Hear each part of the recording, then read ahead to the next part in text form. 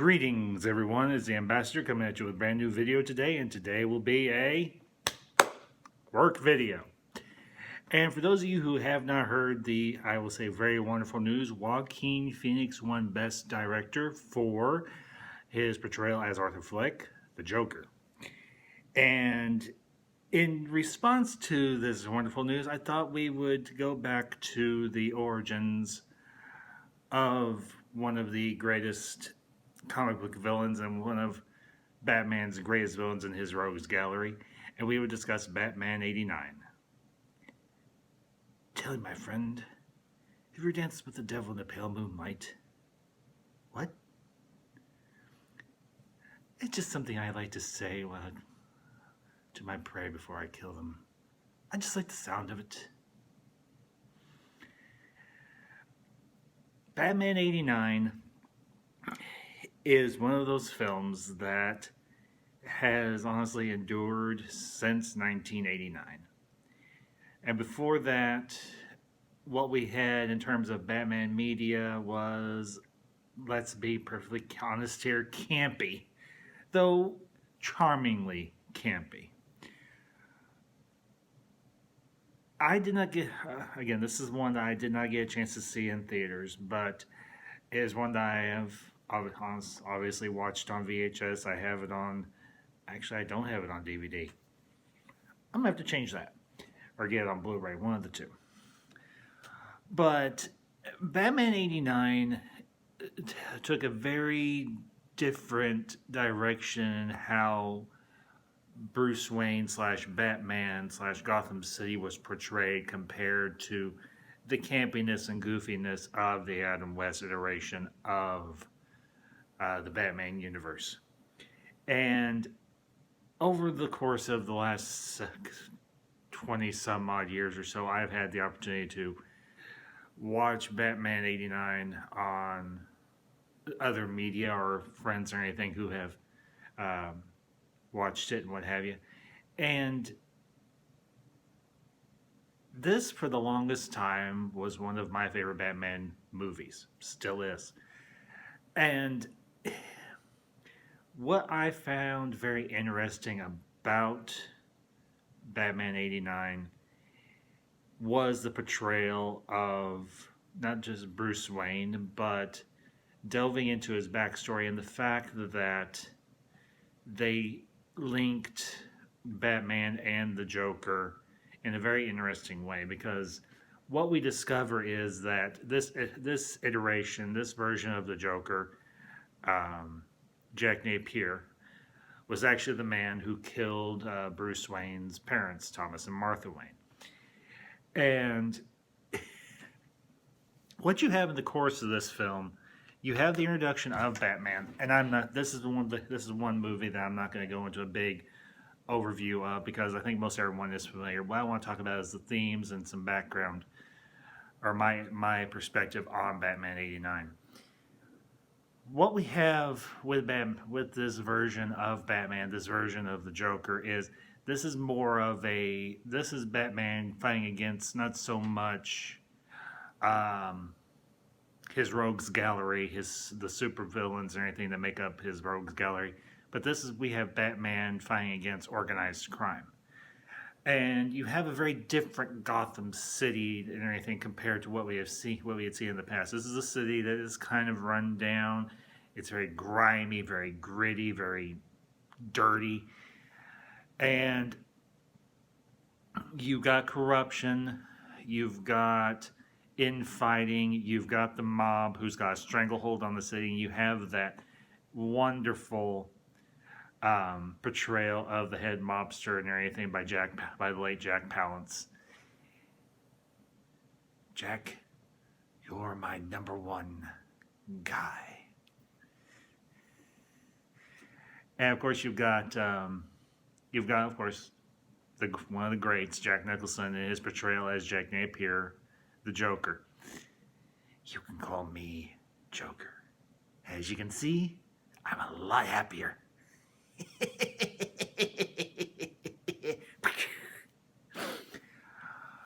But The thing I love about the things that I enjoy about this movie, the things I find interesting about Batman '89, is this is honestly, while it is a superhero movie, it's also a character study about how a very traumatic life event can forge the identity and the course of a person's life. And that's true of both Bruce Wayne and Jack Napier. Because obviously we have the flashback of Bruce's parents being murdered by the Joker before he becomes the Joker. And for whatever reason, Napier leaves Bruce Wayne alive. Obviously, we know this. Because you see him lowering the gun to take out Bruce, but there's another criminal or whatever, a mugger with Jack that says, Jack, we gotta go. And Jack just says, see you around, kid, and runs off and leaves him. And the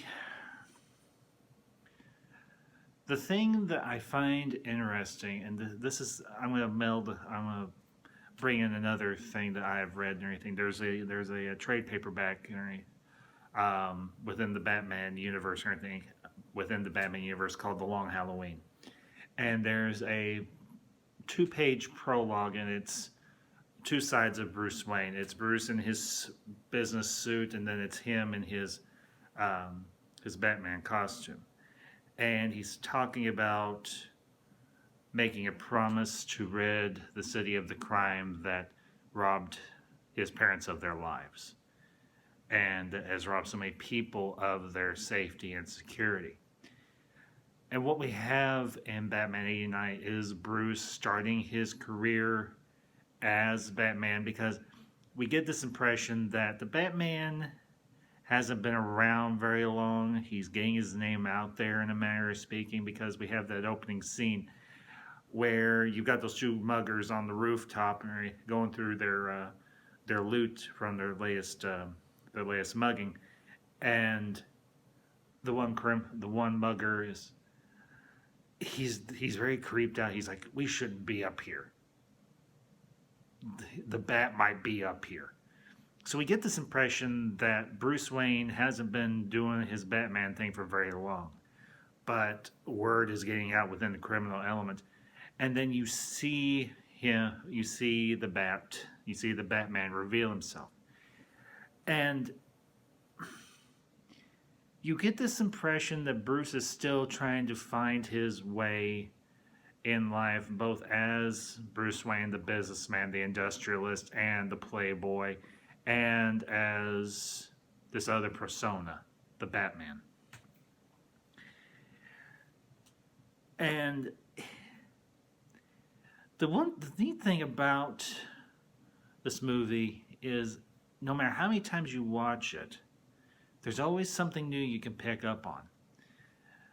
Because there's a point towards the end of the movie where Bruce and the Joker are on the in the belfry of that massive cathedral, and Bruce says, "I may have made you, but you made me first. You murdered my parents."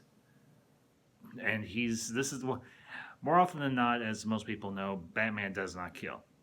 This is one instance. Batman's going to end the Joker's life. He's going to take him out. At least that's my interpretation of it.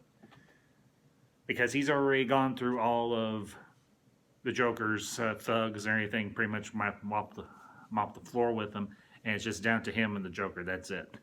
And the Joker goes, "You wouldn't hit a guy with glasses, would you?" And Bruce just wallops him right in the mug. And this is a very different Bruce Wayne than what we have seen in the past. This is a very deep and dark, very embittered, I don't want to say embittered, but a very determined Bruce Wayne who is going to see that crime is stamped out, at least as much as it can be stamped out in Gotham City. And I think that is something that everybody can understand and appreciate, because we've all gone through different traumatic events in our lives.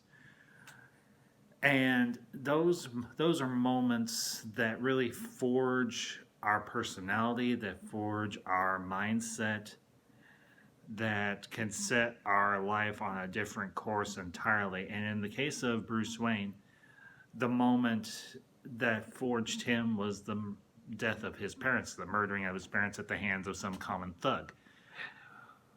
But transitioning from Bruce over to Jack Napier, this is a career criminal. He started off as a low-level mugger or criminal or anything in some criminal organization or what have you. And he's worked his way up. He's one of the lieutenants of one of the main mobsters in Gotham City. And he's got a very cushy position. He's got respect. He's feared by those that work around him. But the problem is he's getting ambitious, in a matter of speaking. He's going after the head mobster's gal. And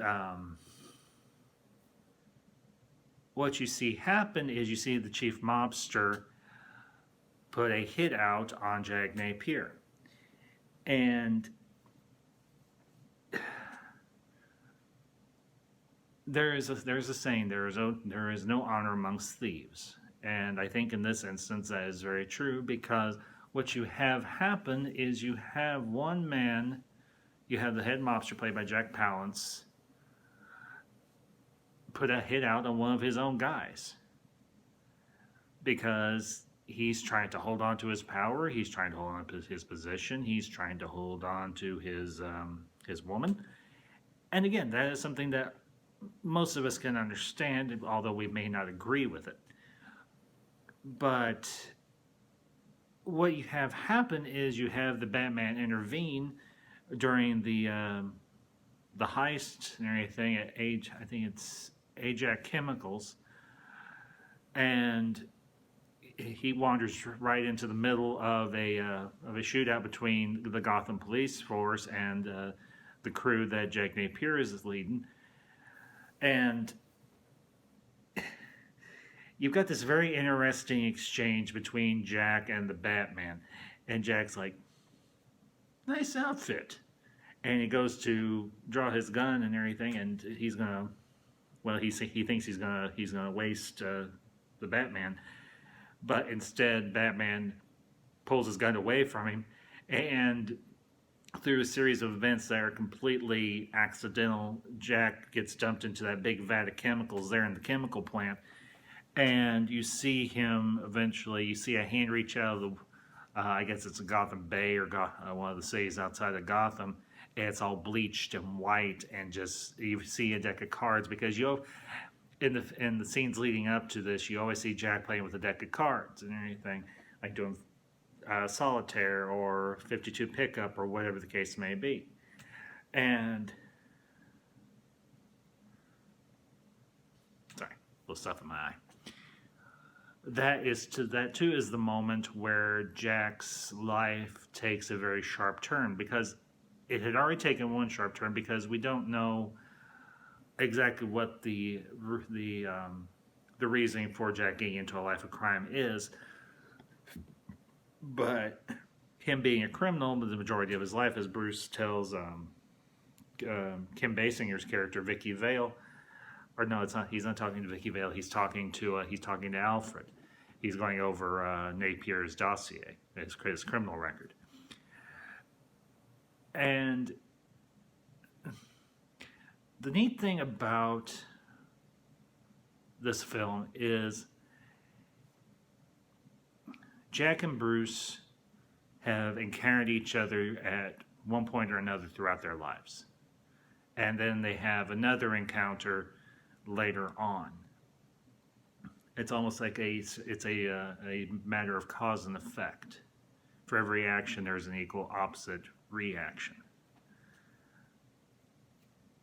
Where Jack alters the course of Bruce's life, where he may not have ever become the Batman.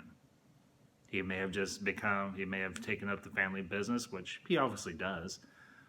but his mother and father may have retired from, or his father may have retired from his position as head of Wayne Enterprises, and Bruce may have just simply stepped in. But instead, what we have happen is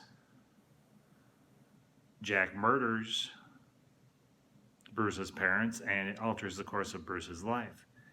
But the same is true here. If Bruce had never gone to that chemical plant where the police and Jack are having their altercation, and Jack had never gotten dumped into that vat of chemicals, a couple of things could have happened. He might have gotten captured, and he may have very well ratted on the mob boss, or he may have kept his mouth shut, because at that point he was still loyal to the mob boss, even though he was wanting to move up in the ranks, maybe move up to be the head guy. Or he could have been murdered by the lieutenant and everything, the corrupt Lieutenant Eckhart, in that was under the thumb of the mob. But instead, what we have happen is we have Bruce alter the course of Jack's life, and he becomes the Joker. He becomes the first in a long line of rogues in Batman's Rogues Gallery, and as we know throughout. Now, granted, in terms of the movie, the story, the arc between between the Batman and the Joker, it's a closed one. The Joker falls to his death and everything at the end of the movie from the belfry or the steeple of the church. But what we have in the comics is slightly different. We don't have that same instance where it's a continuing cycle between Bruce and the Joker, or the Batman, between Batman and the Joker. But getting back on topic of the movie, I think one of the very interesting things about Batman '89 and what Tim Burton did with that film is he wasn't setting out, I don't think, to do one of his motivations might have been to just do a really good superhero or comic book movie. But what he has also done is he has done a illustration of how major events, and I've already kind of hit on this, but I want to punch it home.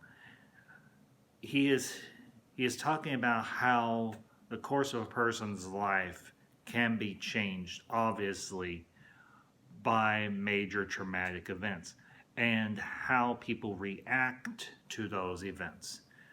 Where Bruce took that motivation, took that traumatic event of his parents' death, and turned it into a positive. He took a negative and turned it into a positive, because he is working actively to help the people of Gotham City. He's trying to rid the city of crime. He's trying to help the police department, because at the end you have him he mails that letter to Commissioner Gordon and to Harvey Dent, and he have them give them the bat signal, and he's trying to do something good with this trauma that he is going through. He's trying to expunge the stain of that traumatic night there in that alleyway with his parents and Jack Napier.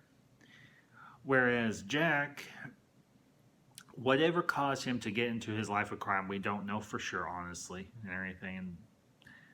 But what he did, he took that one bad moment where he's dumped into that vat of chemicals, and I don't know if there's any way that you can take something like that and turn it into a positive, because let's face it, as Jack says when he's talking about Napier, he is psychotic. He has a brilliant mind, but he is psychotic. He is borderline insane, and Jack being betrayed by the mob, being betrayed by a man that he thought he could trust, but envy breeds mistrust, and oftentimes envy breeds deceit. And Jack has that bad day, and he's no longer Jack Napier. He is now and forever the Joker, and he is going to rain down chaos and ruin and misery, not just on the mob, but on the people of Gotham City, because he is a Joker. He is a wild card. You never know what he's going to do, per se. And I do like the blending of a little bit of the campiness of the Joker character from the 1960s show, but I also like the incorporation of the grittiness and the hard edge and the menace of that other side of the Joker that Jack Nicholson brings to the role, because he's able to bring both those aspects of the character, and he does it. I think he does it fairly well.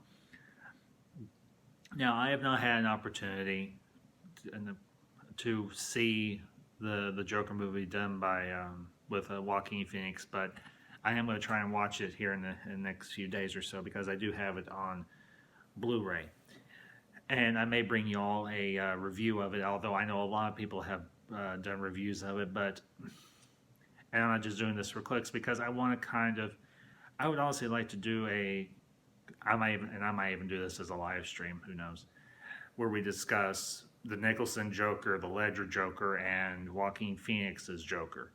And if that's something y'all would be interested in, please let me know in the comments down below, or let me know on Twitter or on the Discord channel that I'm a part of.